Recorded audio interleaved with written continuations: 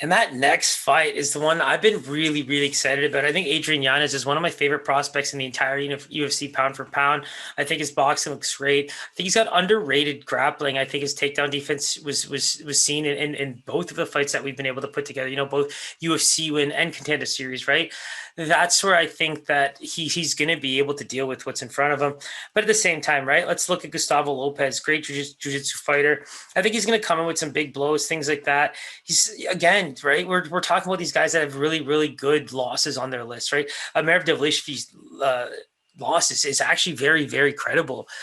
He's currently the spokesperson for the Aljamain Sterling camp, if you haven't noticed that yet, but he just got booked for a great fight. And I actually can't wait for him to get back in it because he's a workhorse in there and another Georgian fighter that I just can't get enough of watching. But, going back to these guys, I think that Gustavo Lopez has what it takes to, surprise this fight. I think that if he can get this fight in any way, shape, or form, that first round seems to be where he likes to do damage, right? All of his last 4 wins, all first round. He's got a Von Flue choke, ground and pound, punches, and a rear naked. Like, the guy can really mix it up.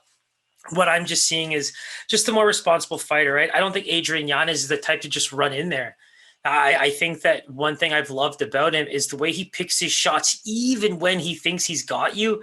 It's very tactical. I think that that's what makes a great striker, right? Head's always up, arms are always up, whether it's a strike or defend. I think Yanez has the right mentality and footwork to try and finish you at any point in time. And the mentality that comes with is, I'm going to pick my shots very, very carefully. Even if you want to pull an Ion Cutelaba and pretend to be knocked out, I'm probably not going to bite. And I'm just going to wait for you to give me the most open shots so I can just put you out for good. Because that's what I love about Adrian Yanez's striking. And I think that's what we're going to see in this fight. I don't think this is going to be crazy close. But at the same time, anything can happen, right? I think that if Yanez's chin is about to get tested, this is a fight where, in the first round, like, it could be crazy exciting between these guys. If you go back to his losses, I mean, Adrian Yanez has only lost by decision, and his last 2 were via split. One was in the LFA against Miles Johns in what looks to be a title fight. So I really believe that these guys are the real deal.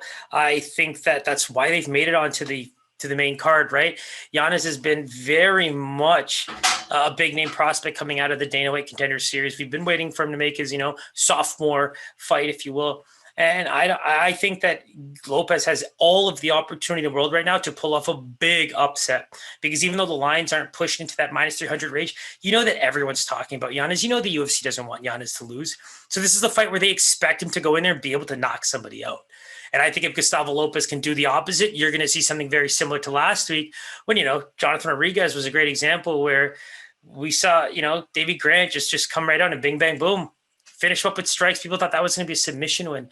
So things like that, right? I think this is an absolute beautiful bout. And if Yanez comes out with the victory, man, expect a high-ranked opponent, because he's probably going to be considered the real deal from that point on.